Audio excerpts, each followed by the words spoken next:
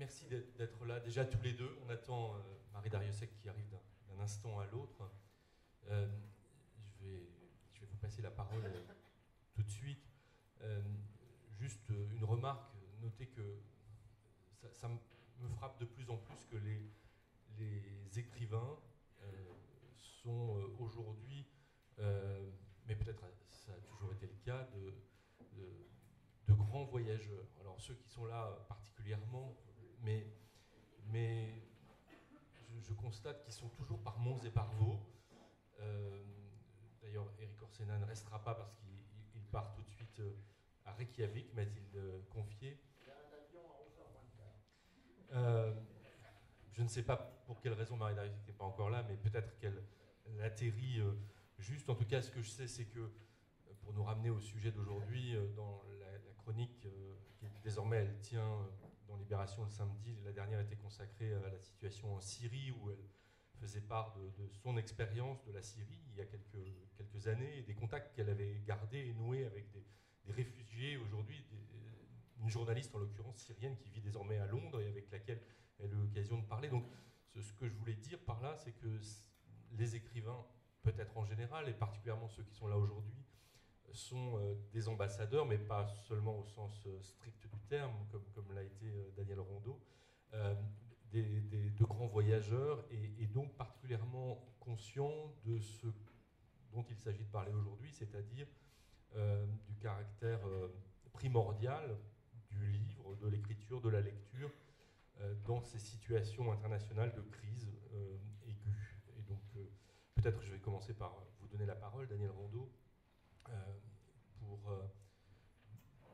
que vous nous expliquiez pourquoi vous avez signé cet appel et plus généralement, quelle est l'analyse, bonjour Marie, que vous faites de cette question au fond, parce que dès lors qu'on entend parler de cette initiative de Bibliothèques sans frontières, ça paraît une évidence et on ne manque pas de se demander pourquoi il a fallu attendre autant de temps finalement pour que cette évidence prenne la forme d'une action organisée à travers une organisation internationale désormais. Je crois que nous sommes tous là pour manifester le fait qu'à travers le magnifique élan de Bibliothèques sans frontières, chaque personne, chaque homme, chaque femme a droit à la lecture, a droit au livre. Je vais commencer par dire un petit souvenir personnel. Ce droit à la lecture, nous, il nous semble évident, quasiment. Moi, je suis né dans un milieu très modeste. Mes parents étaient instituteurs, mes grands-parents de petits vignerons de Champagne. Et quand j'ai eu 12 ans, mon père un jour m'a dit « Je t'ai ouvert un compte dans une librairie à Chalon-sur-Marne et tu pourras aller acheter tous les livres que tu voudras aller acheter. » Et donc, je suis arrivé dans cette librairie, j'ai regardé les livres d'aventure, Giono, Malraux, Aragon. Bon, la littérature était un jardin, et cet acte d'acheter un livre, de prendre un livre, de l'emmener chez soi, de le lire, c'est devenu quelque chose de naturel qui va de soi et qui naturellement transforme notre vie à tous. La lecture nous a tous transformés. Et je crois que chaque homme a en lui une sorte de lecteur potentiel, une sorte de double. Nous existons, et puis il y a le lecteur à l'intérieur de nous, qui est notre double, et qui va nous permettre de réfléchir, de lire, d'apprendre des choses, de réfléchir. Et je crois qu'aussi, tout à l'heure, quand Patrick lisait le message d'Irina Bokova, il disait le livre n'a pas besoin d'électricité. Et bien cet objet qui n'a pas besoin d'électricité pour fonctionner, il va nous permettre aussi d'entrer dans le mystère dans les mystères de la vie, puisque ce n'est pas uniquement une question d'apprentissage, d'éducation scolaire, c'est aussi la vie qui s'apprend dans les livres, et je crois que c'est nécessaire pour tout le monde, que c'est un droit, pour moi c'est un droit fondamental, ce droit que nous avons eu nous tous, là, nous devons aider ce droit à vivre et à prospérer, et à vivre un peu partout. Éric Orsena, pour prolonger ce que dit Daniel Rondeau, qu'en est-il plus précisément, et j'imagine que vous avez été confronté parfois à ces situations du livre dans des moments critiques, soit suite à une catastrophe naturelle, soit suite à des situations de guerre, puisque c'est quand même là l'un des enjeux, c'est au-delà de la politique générale de diffusion du livre, de la lecture, etc., de s'attacher à ces situations particulières dans lesquelles il y a, et c'est le mot de l'appel, urgence. Alors d'abord, l'urgence, elle peut être quotidienne. Merci. D'abord, l'urgence, elle peut être quotidienne. Vous avez, beaucoup d'entre vous, j'imagine, été dans différents pays où justement il n'y a pas d'électricité et où pour continuer à travailler, les jeunes élèves ou les plus vieux sont autour du sol réverbère. Donc, quand il y en a un. Et donc, il y a une relation avec la lumière. Ce que je voulais dire, c'est que dans une situation de crise, qu'elle soit durable ou qu'elle soit juste ponctuelle, et qu'elle soit psychologique, comme on en a tous connu, ou qu'elle soit économique, ou qu'elle soit liée à des guerres, on est toujours plus petit qu'on est. Et on est emprisonné. C'est ce qu'a dit Patrick tout à l'heure. C'est-à-dire qu'on est passif et qu'on est rabougri. Qu'est-ce que c'est la lecture?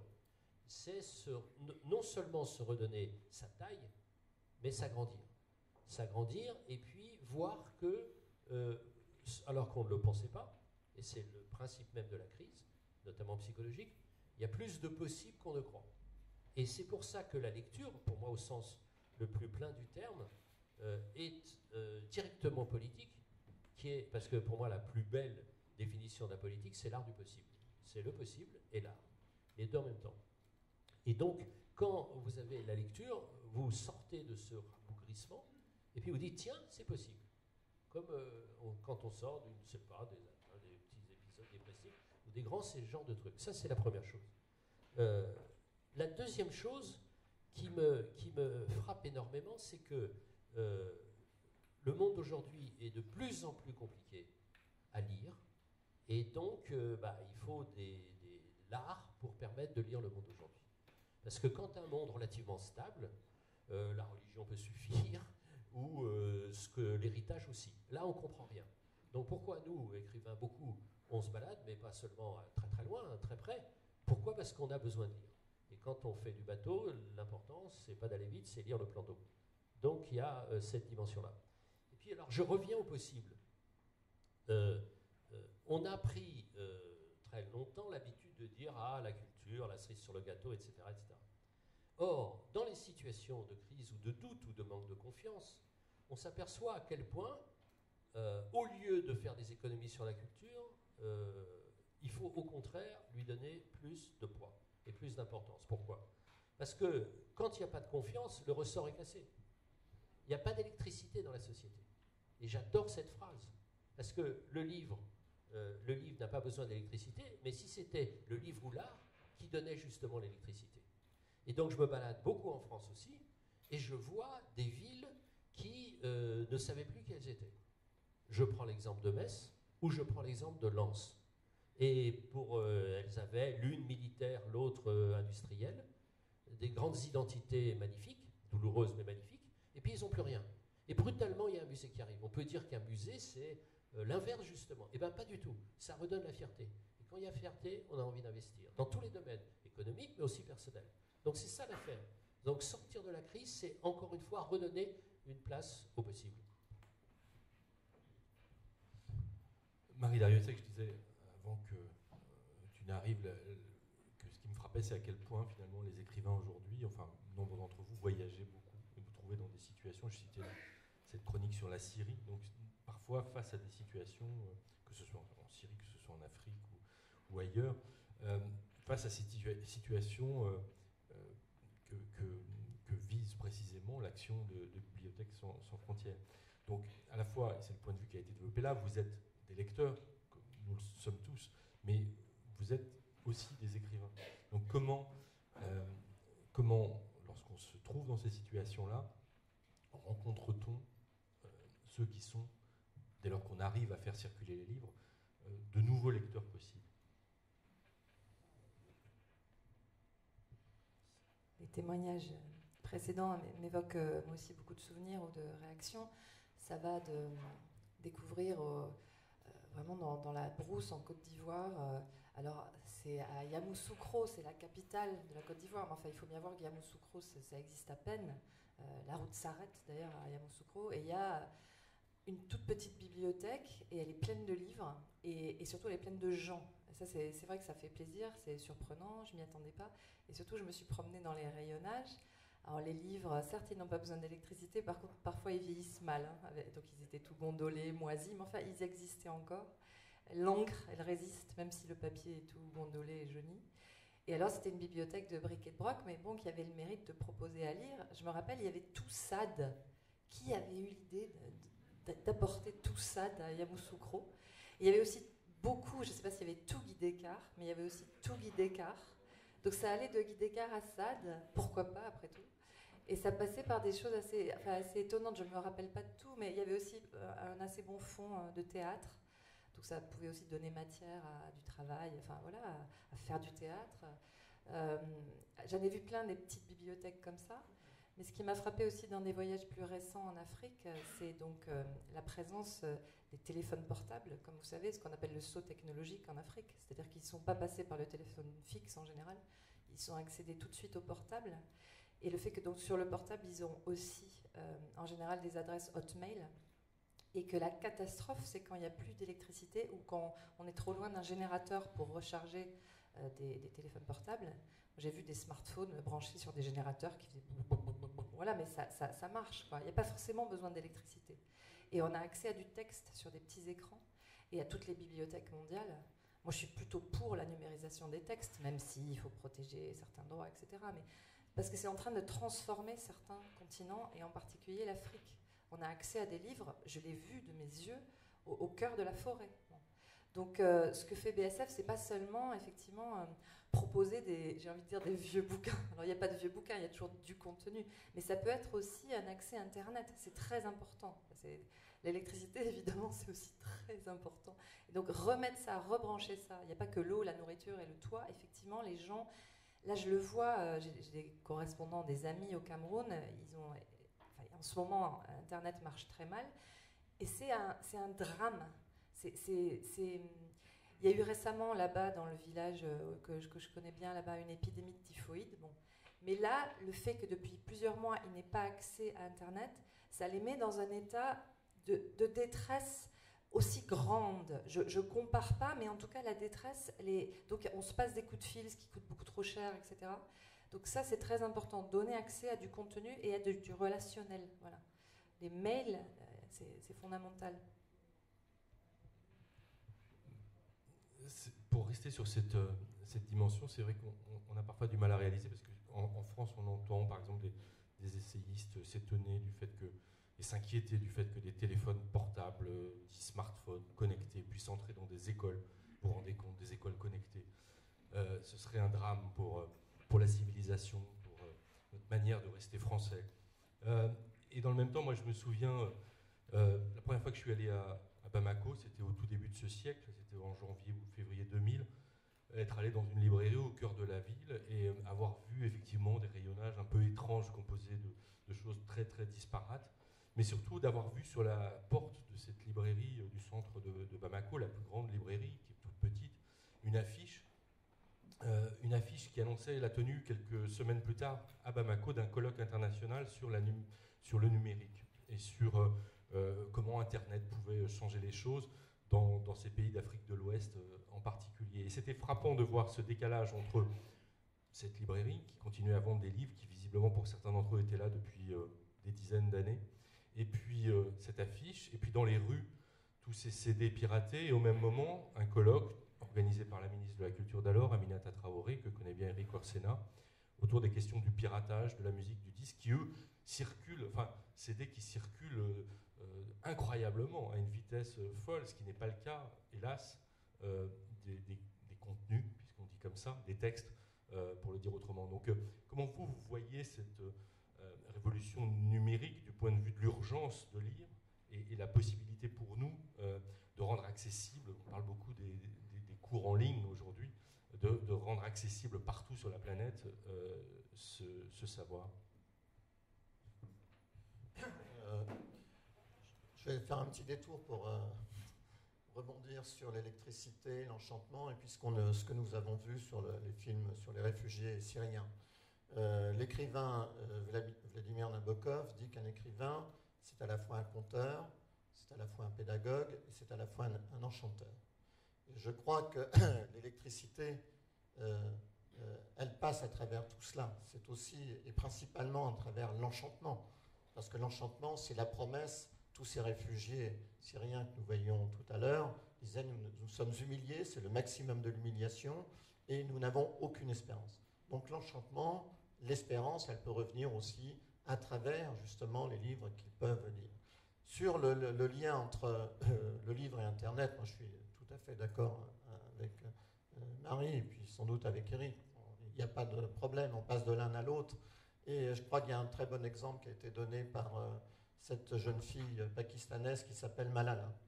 Vous avez tous entendu parler, je suppose, de cette jeune fille qui a été attaquée très violemment par des talibans parce qu'elle voulait que les jeunes filles de son pays puissent avoir accès à l'éducation et à la lecture. Elle a été soignée à Londres. La première chose qu'elle a faite quand elle est sortie de l'hôpital, c'est écrire un livre qu'elle est allée présenter à l'ONU. Nous l'avons su, enfin nous avons fait une journée Malala à l'UNESCO, mais elle est allée à l'ONU présenter son livre. Et elle a dit, mes ennemis, de quoi ont-ils peur? Ils ont peur du livre. Le livre, c'est l'ennemi de tous les gens qui ont voulu me tuer. Et je pense que ce soit le livre, qu'il soit numérique, qu'il soit téléchargé, qu'il soit sur papier, je pense qu'il n'y a aucune différence.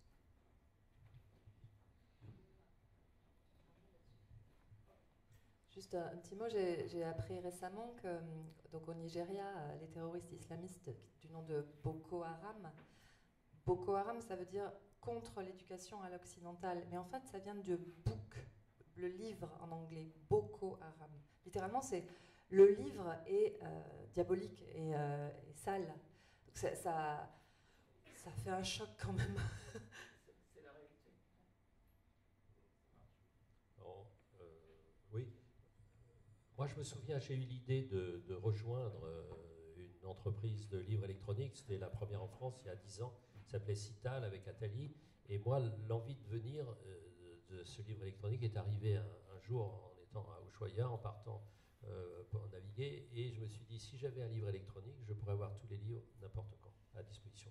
Parce qu'en général, quand on est dans une situation luxueuse comme la nôtre, on doit choisir entre lire et voyager. Parce qu'on dit combien de livres on va mettre là. Là, on n'a pas besoin de choisir. Donc, première remarque tout à fait personnelle. Mais autrement, moi, je pense qu'il faut tout utiliser. Et qu'on a cette chance inouïe, et comme disait Marie, il y a un saut technologique incroyable, parce que la distribution du livre dans des pays sans aucune infrastructure, où vous avez 2-3 librairies seulement, au mieux, dans l'ensemble du pays, à des coûts hallucinants. Vous avez un livre de poche représentant, je sais pas, à 30 €. Donc, c'est-à-dire un mois de salaire. Donc, évidemment, si on peut utiliser tout ce côté-là, et on retrouve d'ailleurs le génie d'un certain peuple, qui est un génie de la parole, où c'est vrai que le portable, c'est la palabre. C'est la palabre avec un peu d'électricité. Et donc, tout ce qu'on peut utiliser, c'est ça. Et la boîte que vous dites, d'ailleurs, évidemment, en tant qu'académicien français, je regrette que vous ne disiez pas plus la boîte que box, parce que bon, la boîte, c'est pas mal. Mais bon, je suis obligé de dire ça. Je suis missionné d'ailleurs pour dire ça aujourd'hui. Et donc, je le dis. Et donc, cette boîte-là, mais c'est intéressant parce que quand on dit le diable sort de la boîte, et donc on peut dire qu'il y a plein d'autres choses que le diable qui sort de la boîte dans cette question-là. Mais on a cette chance inouïe d'avoir toutes ces technologies. Je ne comprends pas du tout quel est l'effroi par rapport à, encore une fois, ce possible. Si c'est possible, allons-y avec vigilance, mais une extraordinaire gourmandise et gratitude.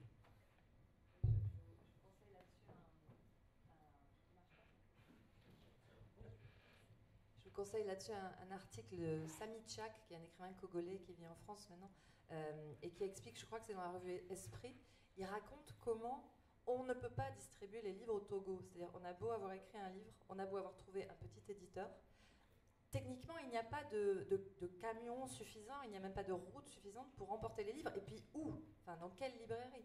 Et c'est à peu près pareil. Au Cameroun aussi, il y a quelques librairies à Yaoundé, enfin il y a peut-être 2 à Douala, mais le reste du pays, c'est des pistes. Donc comment on transporte les livres concrètement ça? Donc il faut en fait les avoir sur des écrans, et il faut les distribuer par d'autres moyens que les routes inexistantes. Et je ne parle pas du Congo-Kinshasa, où là, il n'y a plus de routes. Enfin, bon, voilà. Et pourtant, Dieu sait que ce sont des pays de littérature, de grande littérature. Donc voilà. Alors, la perspective de loin la plus importante serait le numérique, ou malgré tout, c'est parce que quand même les efforts déployés par Bibliothèques sans frontières portent aussi sur l'objet livre dans sa forme classique. Il y a encore énormément de travail peut-être à faire, et d'ailleurs je pense qu'on peut à la fois être fasciné par les perspectives qu'offre déjà la bibliothèque portative du livre numérique, et rester malgré tout attaché à l'objet papier, prendre plaisir à passer encore des heures à lire avec des livres imprimés. Il y a un point qui est intéressant, que j'ai souvent vu en Afrique, où je vais tout le temps, je vais retourner bientôt au Mali, et la position des écrivains africains. Alors les généralités, bon, c'est ce que ça vaut, mais quand même. La question du livre, c'est le rapport de la solitude avec un texte. La palabre, c'est l'inverse. C'est-à-dire, c'est la parole, mais qu'on partage. Et donc, le livre n'est pas toujours très bien accepté dans une communauté. Parce que ça veut dire le repli. Et on sait que la solitude, on casse le lien. Et donc, mais il y a cette part d'identité qu'on doit aussi maintenir. Je crois qu'il faut évidemment tout en même temps. Et quand on dit la bibliothèque portative, il y a le côté bibliothèque, on demeure avec des points fixes, mais c'est vrai que l'extrémité du portatif, c'est le portable, quand même. Et donc, quand vous dites boîte, c'est vrai qu'il faut jouer sur tous les claviers. Et plus on a de claviers, meilleur c'est. L'important, c'est le texte. Comme disent, vous savez, l'équipe de rugby de Dakar, qui a un titre formidable, ils disent « s'en fout le score ». S-A-N-F-O-U, le score. Eh bien, s'en fout le médium. C'est-à-dire qu'il faut qu'il y ait un rapport avec le texte. Et c'est vrai ce que dit Marie, ce qui est quand même extrêmement frappant, que 3-4 mois par an, il n'y a pas de route, parce qu'il y a la saison des pluies. Et la fin d'Internet, ça veut dire que la route est cassée, ça veut dire qu'il y a une saison des pluies tout le temps. Et donc, comment on communique? Et comme, évidemment, c'est des peuples qui ont un génie de la communication, donc si on peut apporter sans arrêt ça. Donc, c'est tous les moyens. Moi, ce que j'aime dans le concept de la boîte, c'est qu'il y a c'est d'abord le mot même de la boîte, il y a tout dedans. Et on ne privilégie pas. Est-ce que vous dites qu'il faut aussi bien de la photo, enfin, il faut dire le monde et reprendre le contact avec le monde. Et ce que disait Patrick, c'est-à-dire être acteur dans sa relation avec le monde. C'est ça la sortie de crise.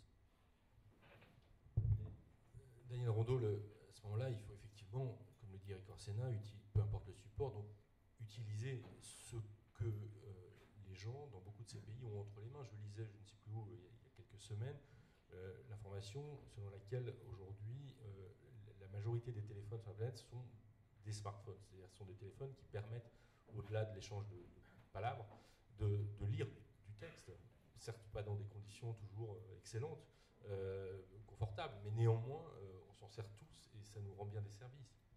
Oui, mais par rapport à votre question sur le livre, qu'est-ce que reste le livre? Bon, on voit bien que le lecteur, il va gagner en liberté, il va gagner en espérance, il va gagner en connaissance de la vie et du monde, mais en même temps, je crois que en plus de cette liberté, je pense que le livre peut rester une sorte de lien fraternel. Et je vais raconter une histoire très, très courte. J'étais un jour à Zanzibar, il y a très longtemps. J'étais arrivé dans l'extrémité de l'île après une journée de voyage. Et je croyais que j'allais trouver un hôtel. Il n'y avait pas d'hôtel. Il y avait 3 bungalows qui étaient en construction.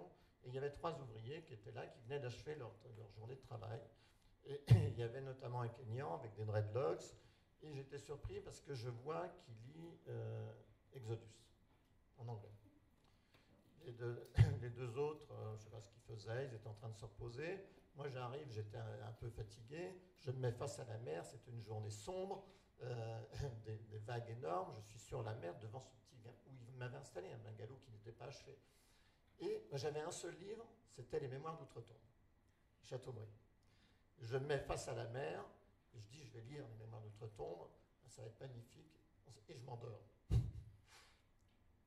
1 heure plus tard, le Kenyan me tape sur l'épaule, il me dit, dinner is ready. Je croyais que j'allais manger des poissons, il n'y avait pas de poisson, il y avait un tout petit morceau de viande, ils n'avaient rien à manger, mais on partage. Et on discute, et finalement, je leur dis, vous n'avez pas du vin, ils vont trouver une bouteille de vin dans les... On se débrouille. Et puis la soirée se passe, elle est incroyablement amicale. C'est-à-dire, on arrive à se comprendre. Et lui, le Kenyan me dit, alors je l'interroge sur Exodus, pourquoi tu lis ça, tout ça. Et lui, il me dit, mais qu'est-ce que tu lisais? Alors je dis, bon, c'est un grand écrivain français, c'est ses mémoires. Il dit, mais est-ce que tu ne pourrais pas aller le chercher, le livre? Je cours dans mon bungalow en construction, je me casse la figure, je rapporte le livre, et il me dit, je voudrais que tu lises quelque chose. Je dis, c'est pas la peine, tu vas rien comprendre. Alors si, et tous les trois, on dit, si, vas-y, lis. Bon. Alors il y avait une grande tempête, le vent soufflait, et je lis La mort de Madame de Beaumont. À Zanzibar. Donc je lis assez lentement, en essayant de mettre le ton, d'être un bon lecteur. Et le Kenyan me dit, c'est magnifique. Je n'ai rien compris, mais on dirait que c'est Dieu qui a écrit. Bon, cette soirée, qui est pour moi une soirée un peu unique, amicale, fraternelle, avec 3 personnes avec qui j'avais du mal à communiquer, elle s'est faite autour d'Exodus, un vieux livre de poche qu'il avait, et de Mémoires d'Outre-Tombe, mon vieil exemplaire de la Pléiade. Il y a une question qui se pose quand même, enfin, en tous les cas, moi j'ai envie de la poser, même si peut-être elle est un peu gênante par rapport à la démarche, c'est que l'idée est de faire circuler des livres, de les diffuser largement. Mais on ne peut quand même pas, j'imagine que ce n'est pas comme ça que vous les concevez, considérer que tous les livres se valent, d'une part, qu'un livre est juste un objet interchangeable et que tous, d'une certaine façon, qu'on se réjouisse de la même façon, que chacun circule autant. C'est-à-dire que, pour le dire autrement, et c'est pas facile à formuler, il y a des livres dont on préférerait qu'ils ne circulent pas trop. Ou plutôt, comment s'assurer, une fois que les livres sont arrivés dans un espace différent, qu'il y ait des gens attachés à une forme de médiation entre le lecteur et le livre, qu'ils soient des critiques, qu'ils soient des enseignants, qu'ils soient des éditeurs, qu'ils soient de grands lecteurs en quelque sorte. Donc comment travailler là-dessus? Comment faire en sorte que certains textes puissent circuler mieux et plus vite que d'autres? Il y a une attitude vis-à-vis du livre, de livre papier, mais du texte. Il y a, en tout cas, prenons le livre papier, il y a une attitude. Une attitude qui est une attitude de respect, de recueillement, de solitude. Étymologiquement, un sens religieux, ce que tu disais, parce que c'est relié. C'est recueillir et relier. C'est les deux origines. Et donc, déjà, il y a ça. Donc, au lieu d'être matraqué par des images, on est en repli et donc on garde sa liberté. Quelqu'un qui est dans un livre, il est dans un rapport libre avec quelque chose. Il peut l'arrêter, le reprendre, etc. Donc cette question, elle est absolument clé. Après, c'est, vous savez, comme quand vous avez un photographe qui utilise un vieux Rolleiflex, il se penche vers la personne qu'il photographie. Et il montre comme ça son respect. Par rapport à un Nicotte ou les autres, où tu shootes.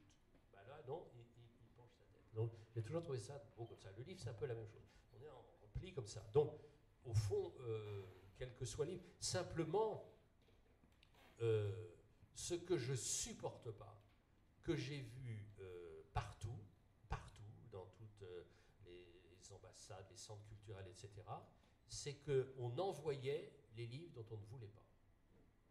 Et ça, c'est insupportable.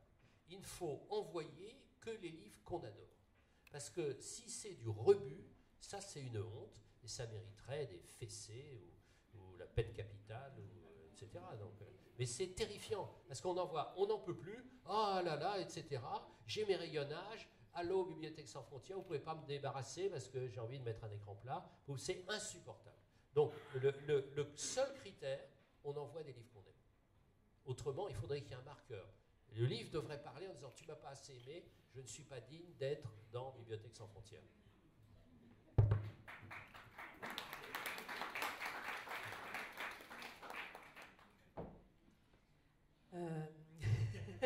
Oui. Non, tu parlais des livres qui devraient être plus présents que d'autres, etc. Je ne réponds pas directement à ta question, mais je constate, puisque j'ai des enfants jeunes qui lisent, alors évidemment ils lisent parce que je suis écrivain, parce qu'il y a des bouquins à la maison, etc. Mais ils lisent aussi parce que, heureusement, il y a Harry Potter. Et, ou, je sais pas, Oscar Pollock, Tara Duncan, toutes ces séries extraordinaires. Et donc, il m'arrive de les lire. Par exemple, en ce moment, mon fils est plongé dans un truc que personnellement je trouve très mauvais, qui s'appelle Gone. Je ne sais plus qui a fait ça, mais bon, c'est sanglant.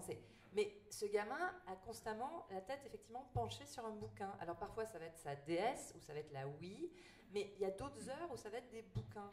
Et je me dis, j'ai quand même l'espoir qu'ils passeront, j'ai 3 enfants, qui passeront de Harry Potter, qui n'est pas d'ailleurs mauvais du tout, alors il y a de tout après dans la littérature enfantine, mais voilà, que ça leur aura donné cette habitude d'avoir la tête penchée silencieusement pendant parfois des heures, sans être interrompue, sur un objet qui est un livre. Et juste une chose, je me rappelle être à Londres, il se trouve que par hasard, c'était le jour de la sortie d'un énième tome de Harry Potter. C'était aussi le jour de la sortie d'un de mes bouquins. Je me disais, ça tombe mal, mais bon, au moins les librairies étaient pleines de monde. Et je me rappelle, dans la rue, il y avait des enfants, des petits garçons, des petites filles de 8, 9, 10 ans, debout, arrêtés, et ils lisaient. Au milieu de la rue, arrêtés, ils étaient plongés dans leur bouquin Harry Potter. Voilà, ça me donne énormément d'espoir. En fait, je pense même que cette génération lit plus que la mienne dans les années 70-80, ne serait-ce que parce qu'il y a beaucoup plus de choix en littérature enfantine et de qualité. Nous, on était un peu avec Nick Blinton, quoi. Bon. Donc voilà, pour moi, il y a de l'espoir pour les lecteurs, pour les jeunes lecteurs. Voilà. On verra après s'ils continuent. Mais... Non, mais c'est clairement pas ces livres-là dont je parlais, c'est plutôt ceux dont parlait Eric Orsena, c'est-à-dire ceux qui, puisque les livres, les Harry Potter sont des livres qui ont été manifestement aimés par beaucoup de lecteurs, donc ils méritent, ils ont le droit de voyager. Mais Daniel Rondeau. Il y a de très mauvais livres qui ont été aimés par des millions de lecteurs. Ceci dit, les voies du Seigneur sont impénétrables. On commence... non, mais vous parlez des enfants, c'est fondamental. Un enfant, il commence par lire un livre, on va le lire, on voit les enfants, on est agacé parce qu'on a l'impression qu'ils sont en train de lire des livres totalement stupides, et puis après, il va passer à autre chose, et puis il va arriver à Milan Kundera. Donc, il n'y a pas de règle. Ça ne veut pas dire que c'est une raison pour envoyer tous les mauvais livres à la Bibliothèque sans frontières. Mais... Voilà, parce qu'il y a aussi de très mauvais livres qui sont lus par personne, et ceux-là, on les envoie. Quand même, il y a ça aussi. Et donc, c'est ceux-là qu'on envoie en maximum. J'ai vu des caisses et dit, ah, c'est formidable. Non seulement je débarrasse mes rayonnages, et en plus, j'aide le tiers-monde. Alors, je veux dire, il y a des gifles, là. Mais est-ce que la question ne va pas se poser, celle que je posais en arrière-plan de cette remarque, qui est celle des médiations, finalement? Est-ce qu'elle ne se pose pas de façon encore plus directe avec ce dont on parlait précédemment, à savoir la numérisation, le fait qu'on va avoir un accès, certes immédiat, facilité à beaucoup de textes, beaucoup de titres, mais on le voit bien avec la musique aujourd'hui. C'est compliqué, quand on est face à un tel océan de références, de se débrouiller. Alors, le médiateur, moi j'ai une idée comme ça, mais que dans chaque boîte, il y ait quelqu'un qui soit parrain de la boîte et qui dise à soi-même, dit pourquoi il y a ces livres-là dans cette boîte et à quoi ça peut servir. Ça vous servira peut-être à n'importe quoi d'autre, mais moi, ça m'a servi. Et je dis, moi, Label, ça m'a servi. Tu vois, genre, je sais pas moi, Patrick Bruel qui dit ça m'a servi. Voilà. Donc, on partage ou pas ses goûts, mais enfin, que ça soit pas anonyme et qu'il n'y ait pas une commission de choix de livres prétendument utiles. Parce que, bon, j'ai vu des commissions. Je ne sais pas s'il est prévu de passer la parole à la salle. On peut, j'imagine que vous avez des questions. Oui.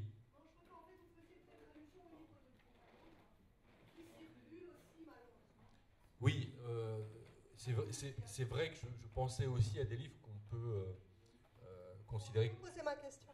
Enfin, c'est pas vraiment une question, c'est normal. Je pense que vous faisiez allusion aux livres de propagande qui circulent malheureusement et qu'on a du mal aussi à contrôler. C'était ça votre idée, j'imagine. Entre autres, pas seulement, c'est effectivement un aspect des choses et qui circulent des fois avec des moyens considérables. On a vu récemment des publications créationnistes, par exemple, circuler aux États-Unis ou à travers l'Europe.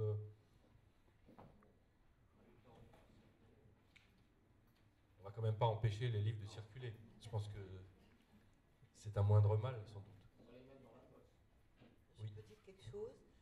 Je pense que les livres en support papier étaient très utiles pendant 50 ans dans les prisons syriennes. Tous les prisonniers syriens que je connais, et j'en connais beaucoup, je connais quelqu'un qui faisait ses études de médecine quand il a été emprisonné. Aujourd'hui, après 19 ans de prison, il est journaliste et traducteur. Et tout ça, c'est à cause des livres qui pouvaient faire entrer en prison. Donc les livres support papier étaient très utiles dans les prisons syriennes. Par ailleurs, je voudrais vous dire que s'il y a eu des révolutions arabes, c'est grâce au numérique, qui était un outil très important de communication, et je crois que ça a ouvert une fenêtre de liberté extraordinaire pour ce monde arabe.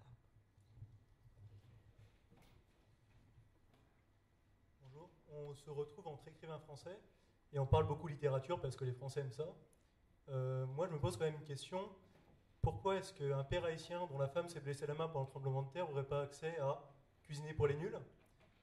Et pourquoi est-ce qu'un enfant tchadien qui est dans un camp de réfugiés ne pourrait pas avoir accès à un atlas mondial pour rêver un peu et savoir d'où vient son smartphone? Voilà, le livre, c'est pas que la littérature, c'est aussi très concrètement les choses pratiques. C'est même, je pense, les livres qui sont les plus lus dans le monde. Est-ce que ça a une place dans les Idea Box? Pour moi, enfin pour nous tous, je pense qu'on on va pas faire des petites catégories, les bons livres, la littérature, la bonne littérature, les bons livres de cuisine. Non, je crois que justement, l'art du possible, disait Eric tout à l'heure, c'est aussi la liberté. Donc il faut, nous encourageons la circulation de tous les livres, Et puis après, chacun, c'est vrai que vous parlez dans les prisons. Je voudrais citer l'exemple de cette écrivain femme vietnamienne, Wang Tu Wong. Elle a été emprisonnée pendant très longtemps. Un jour, les geôliers lui ont dit tu vas avoir droit à un livre.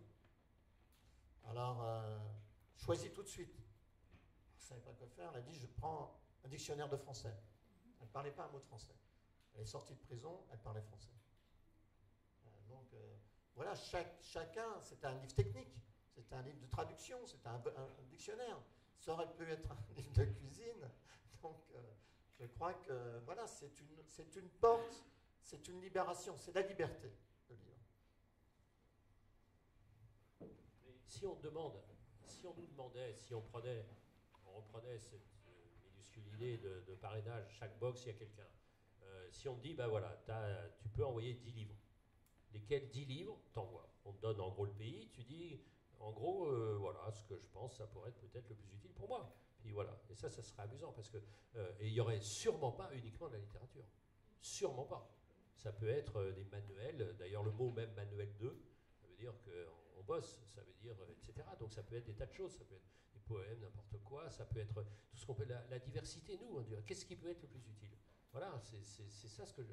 Mais c'est pas du tout, on va pas dire, je sais pas moi, les textes les plus compliqués ou les textes les plus religieux.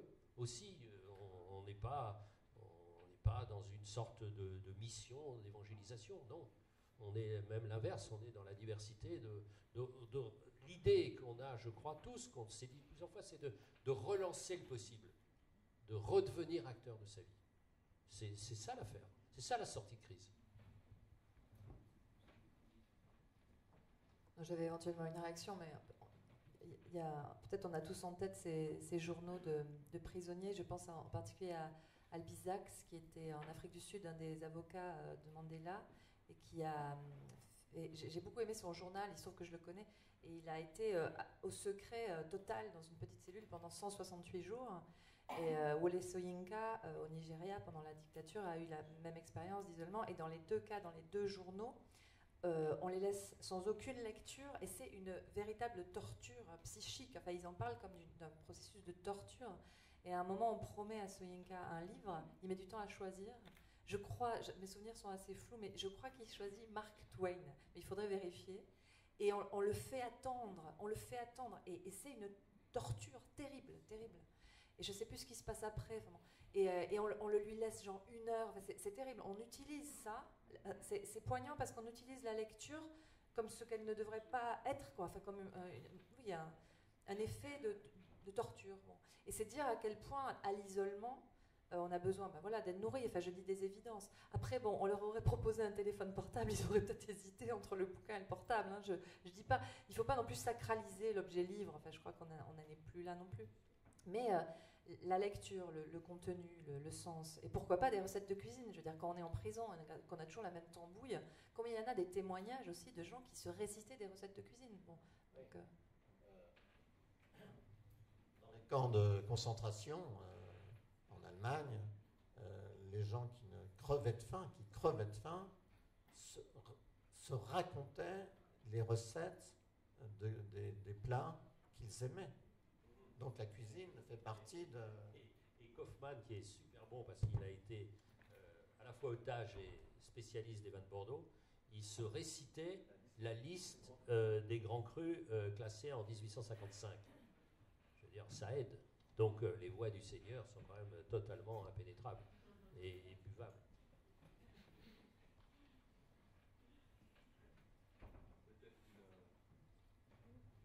Une dernière question, puisqu'on arrive au terme. Oui. Le micro arrive. Thank you. My name is Wahid and I'm from Afghanistan. We were talking from only one-sided so far, that how we can entertain people, how we can give people different types of books and information. But when we talk about crisis, the way of life is different.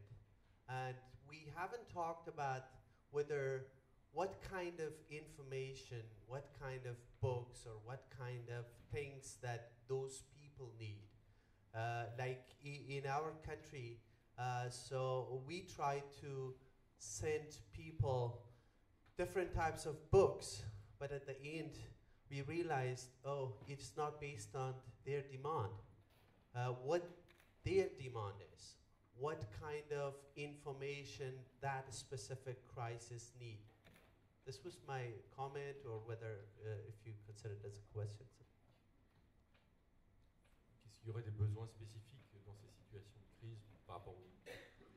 Là, il faudrait peut-être demander à Jérémy Lachal ou à quelqu'un directement de BSF, enfin de Bibliothèques sans frontières, parce que je sais qu'ils étudient les demandes des gens. C'est comme ça, à ce que j'ai compris, qu'ils envoient les livres, en particulier à Haïti ou dans les pays qui en font la demande. C'est pour ça, c'est ce que disait Eric Orsena, on n'envoie pas des fonds de bibliothèque. Enfin, on écoute à Bibliothèques sans frontières et on voit quelle est la demande. Mais là, je ne sais pas exactement quelles sont ces demandes.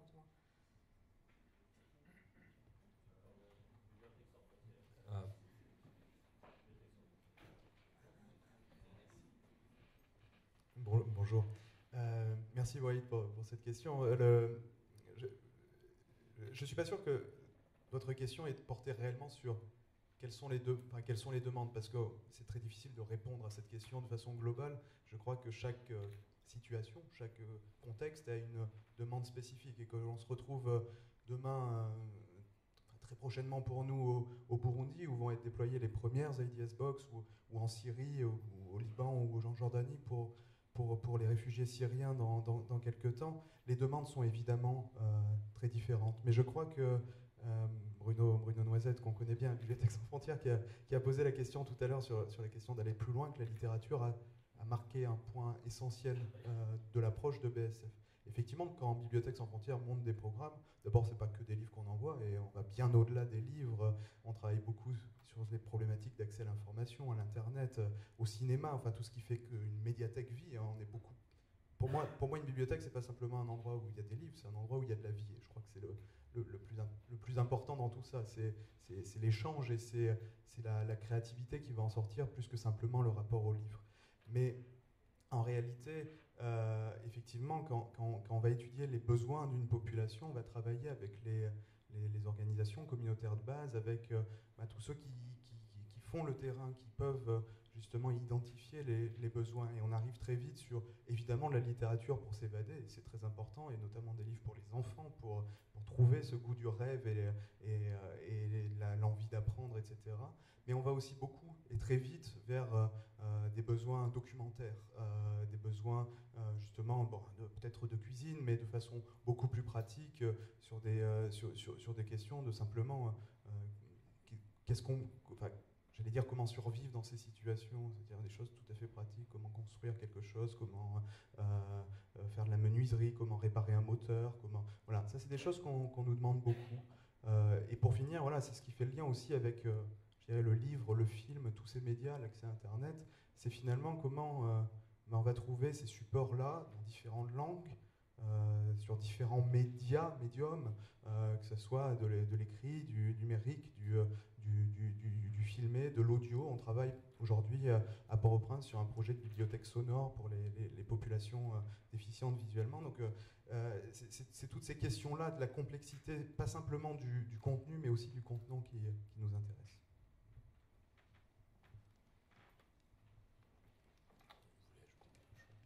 Bien, merci. Je crois que vous aurez conclu cette première session.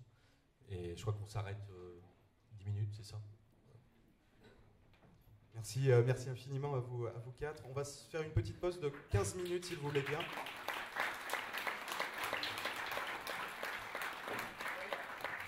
Et on se rejoint à 11h précisément ici. Merci.